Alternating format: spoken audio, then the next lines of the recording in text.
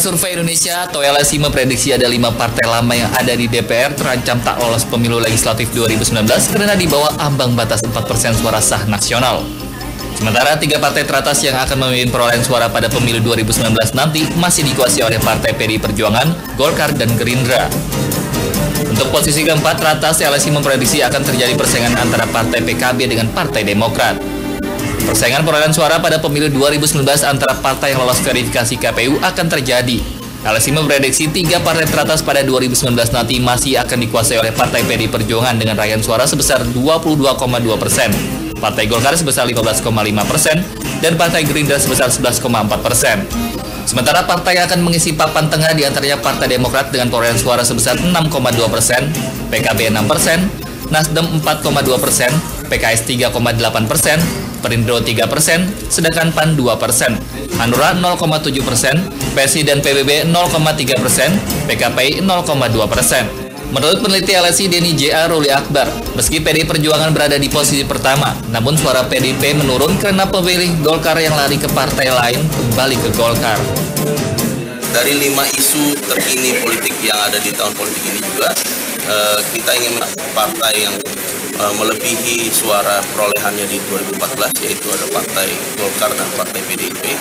Partai PDIP memperoleh 22,2%, lalu Partai Golkar 15,5%. Untuk peringkat keempat teratas akan terjadi persaingan antara Partai Demokrat dengan Partai PKB. Sementara ambang batas parlemen untuk pemilu legislatif 2019 ditetapkan 4% dari suara sah nasional. Ada 5 partai lama yang dinilai terancam tak lolos ambang batas itu, yaitu Partai Nasdem, P3, PKS, PAN, dan Hanura. Hasil survei menunjukkan hasil yang mengkhawatirkan bagi kelima partai tersebut karena berada di papan bawah. Nasdem 4,2%, PKS 3,8%, P3 3,5%, PAN 2,0%, dan Hanura 0,7%. Nasdem yang tersurvei mendapat 4,2% alias di atas ambang batas parlemen, namun karena margin of error ini 2,9%, maka perolehannya masih tergolong riskan untuk tak lolos ambang batas parlemen. Kita anggap sebuah isu baru bahwa ada persaingan ketat antara PKB dan Demokrat mengisi posisi nomor 4. Lalu isu keempat adalah soal 5 partai lama yang dianggap belum aman karena ada parliamentary threshold terkini, yaitu sekarang 4%. Partai-partai baru dan bawah terancam tak lolos ambang batas seperti Perindo 3,0%, PSI 0,3%, PKPI 0,2%, PBB 0,3%, kecuali ada isu Big Bang atau fenomena politik luar biasa dan ada magnet tokoh yang kuat. Menanggapi hasil survei LSI Denny J.A., Wakil Ketua Pembina Partai Demokrat Agus Hermanto mengatakan, hasil survei tersebut menjadi penyemangat Partai Demokrat untuk bekerja lebih baik. Sementara Ketua Umum DPP PAN, Zulkifli Hasan, menerima hasil survei sebagai masukan untuk PAN bekerja lebih baik dan PAN juga tidak khawatir ancaman degradasi. Elektabilitas Golkar yang tinggi bukan karena faktor kebetulan, namun karena program kerja Golkar yang jelas serta pengurusan yang baru disahkan dinilai bersih.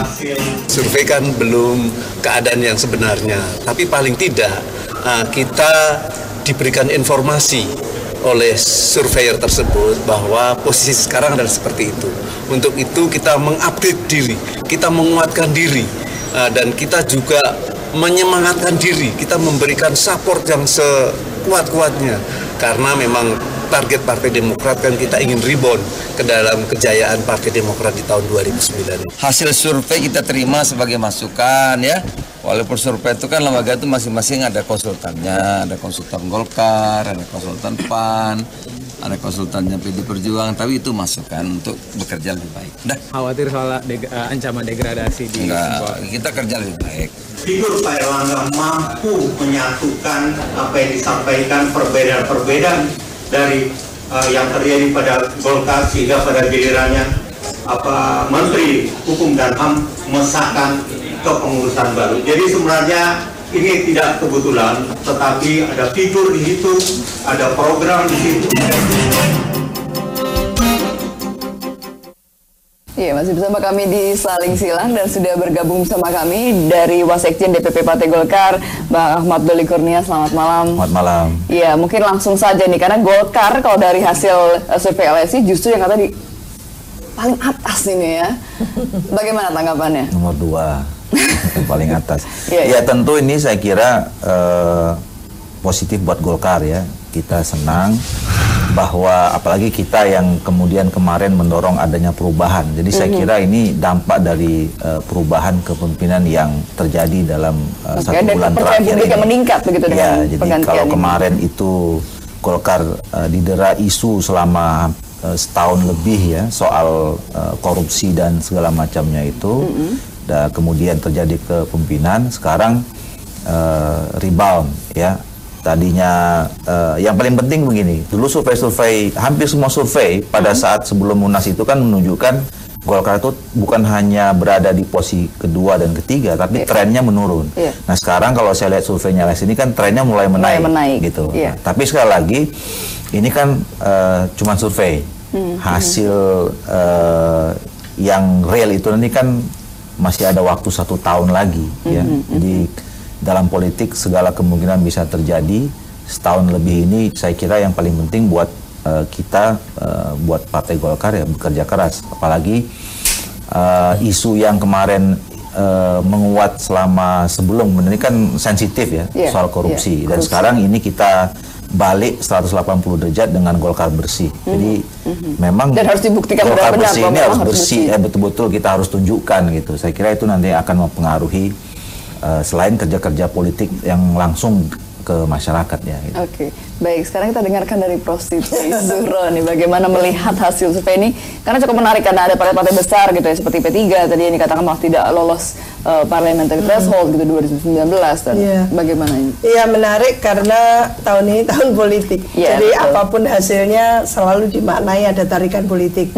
Ini survei suruhan siapa ini kan, gitu ya, bandingnya siapa. Jadi menurut saya memang perlu untuk lembaga survei mengatakan eksplisit gitu ya, bahwa survei ini didanai sendiri atau didanai oleh siar amanah dan sebagainya. Jadi untuk menimbulkan rasa percaya gitu ya, ini penting karena bagaimanapun juga harus ada public accountability. Jadi ada transparansi, ada public accountability terhadap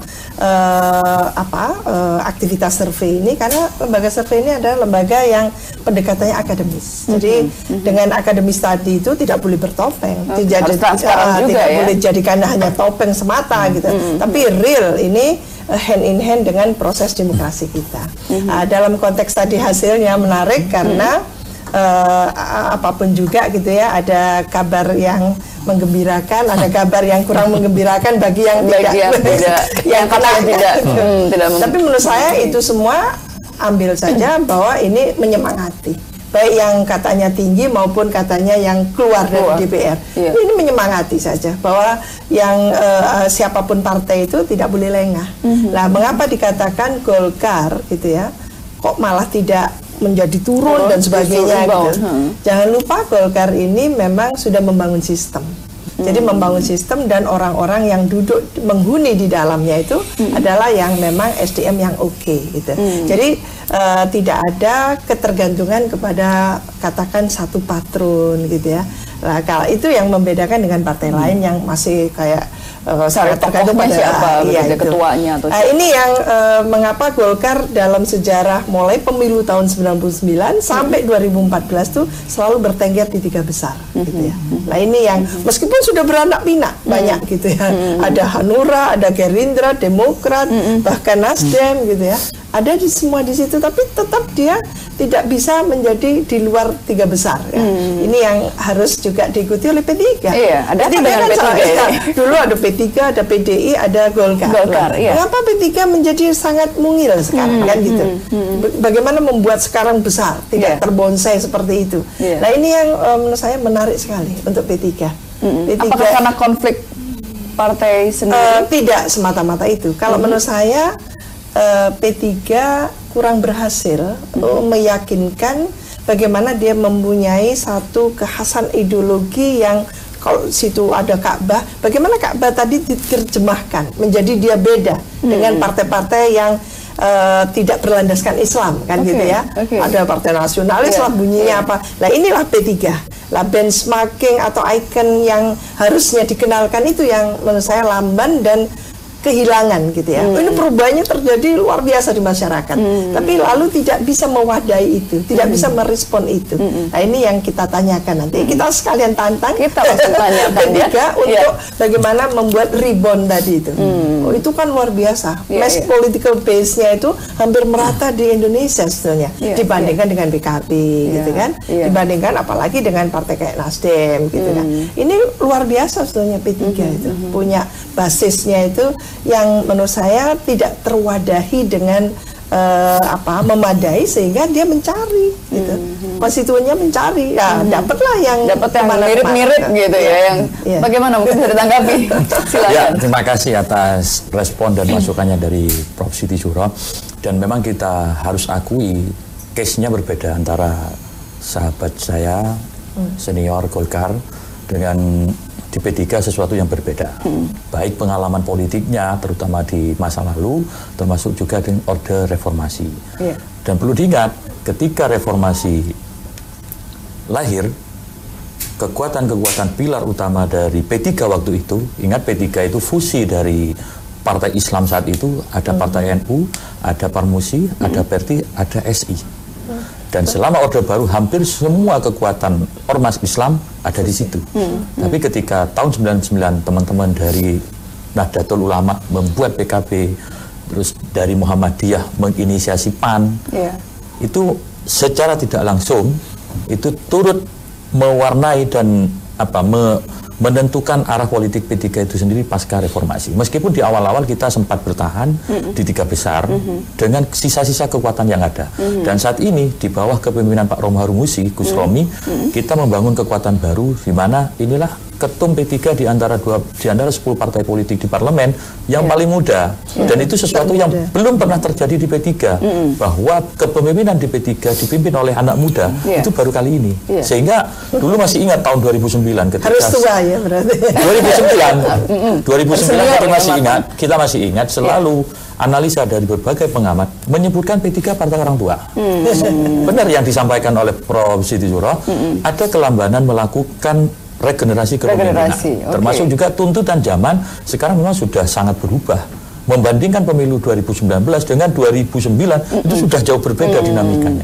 Harus ada pola-pola baru, pendekatan-pendekatan baru, dan salah satunya hasil lembaga survei dari berbagai lembaga survei itu menjadi tolak ukur. Salah satu tolak ukur dan bisa menjadi penyemangat bagi kita untuk melecut keberpartaian teman-teman di bawah, bahwa tantangan di pemilu 2009 itu sudah jauh berbeda. Kira-kira ada suatu gebrakan yang ingin dilakukan gitu, karena tadi untuk mengejar tadi kelambatan dalam regenerasi. Paling tidak kalau di P3 itu asas politiknya, kaidah yang selalu kita dipakai di pesantren itu al-muhafadzatu ala qadimi sholih wal aqdu bi jadidil aslah. Mempertahankan tradisi lama yang baik dan mengambil tradisi baru yang lebih baik. Itu harus kita padukan. Basis-basis lama, pemilih-pemilih tradisional yang dikategorikan tua-tua tadi tetap kita hormati. Tetapi kita ingatkan bahwa regenerasi merupakan sebuah kebutuhan. Hal-hal baru dalam politik itu coba diakomodir. Misalkan sekarang, bagaimana media sosial yang sangat digandrungi oleh generasi milenial, itu P3 sebagai sebuah partai politik harus merespon itu. Tidak bisa kita hanya berdiam diri dengan pola-pola lama. Toh itu pola baru yang juga baik. Kita akomodasikan, kita padukan antara kekuatan lama atau tradisi lama dengan tradisi baru yang sama-sama baik. Baik kita lanjutkan. Dan tadi bicara juga mengenai kalau dilihat nantinya antara 2019 dengan pemilihan sebelumnya dinamikanya berbeda, termasuk partai-partai baru. Tadi dikatakan partai-partai baru sangat sulit sekali nih ya untuk mendapatkan. Nanti bagaimana penjelasannya kita harus break dulu. Kita akan kembali saat lagi tetap bersama kami.